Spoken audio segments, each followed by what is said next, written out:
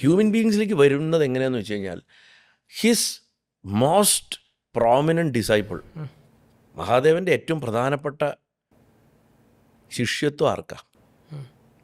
അല്ലെങ്കിൽ ലോകത്തിലെ ഏറ്റവും വലിയ സാധന ആരാ ചെയ്തിട്ടുള്ളത്? ഏറ്റവും വലിയ പ്രാക്ടീഷണർ, സീക്കർ, അത് പുരുഷനല്ല, ഒരു സ്ത്രീയാ. അമ്മ, ഉമ, ശ്രീപാർവതി എന്ന് പറയും. എല്ലാം അമ്മയ്ക്കാണ് പഠിപ്പിച്ചു കൊടുത്തിട്ടുള്ളത്. അമ്മയുടെ നിന്നും അങ്ങോട്ടും പഠിച്ചിട്ടുണ്ട്. ഭഗവാൻ ഷോവനിസ്റ്റൊന്നുമല്ല, ഭഗവാന്റെ മനസ്സ് തുറന്നിട്ടാണ്.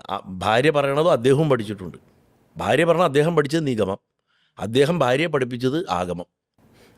അതായത് ഭഗവാൻ ആത്മാവാണ്, ഇത് പ്രകൃതിയാണ്. ആത്മാവിൽ നിന്ന് പ്രകൃതി പഠിക്കുന്നതൊക്കെ ആഗമാണ്. പ്രകൃതിയിൽ നിന്ന് ആത്മാവിനും പഠിക്കാനുണ്ട്. മായയാണെന്ന് പറഞ്ഞ് തള്ളിക്കളഞ്ഞിട്ട് കാര്യമില്ല. ഈ ലോകത്ത് നിലനിൽക്കണ ചില കാര്യങ്ങൾ, ചില വിദ്യകളൊക്കെ പഠിക്കണം. അത് പ്രകൃതിയിൽ നിന്ന് പഠിച്ചിട്ടുണ്ട്, അമ്മ പഠിപ്പിച്ചിട്ടുണ്ട്, അത് നിഗമം. അപ്പോൾ പ്രകൃതിയിൽ നിന്ന് ആത്മാവ് പഠിക്കുന്നതൊക്കെയാണ് നമ്മുടെ ഈ ബുക്കിഷ് നോളജുകൾ, ടെക്നോളജി, സയൻസ്, ഇതൊക്കെ അമ്മയെന്നാണ് പഠിക്കുന്നത്. നമ്മൾ പ്രകൃതി ഒബ്സർവ് ചെയ്താൽ പഠിക്കണം. ഈസോട്രിക് നോളജ് ഒറ്റൊന്നേ ഉള്ളൂ, ഞാൻ ഒന്നാണ്, ഞാൻ ഇതൊക്കെയാണ്, എല്ലാം ഞാൻ. എൻ്റെ ഒരൊറ്റ ചിന്ത. ഇപ്പം സരസ്വതിയുടെ കയ്യിലൊരു പുസ്തകവും ഒരു അക്ഷമാല ഉണ്ടെങ്കിൽ പുസ്തകം ഈ നിഗമാ, വേൾഡ്ലി നോളജാണ്, നമ്മളീ പഠിക്കുന്ന കാര്യങ്ങളൊക്കെ ഇൻഫർമേഷൻ. അക്ഷമാല എന്ന് പറഞ്ഞാൽ ആ വൺ സിംഗിൾ നോട്ട്, തത്വമസി അഹമാത്മാ ബ്രഹ്മ വാട്ടോ, അതാണ് ആത്മാവിൽ നിന്ന് പ്രകൃതി പഠിച്ചത്.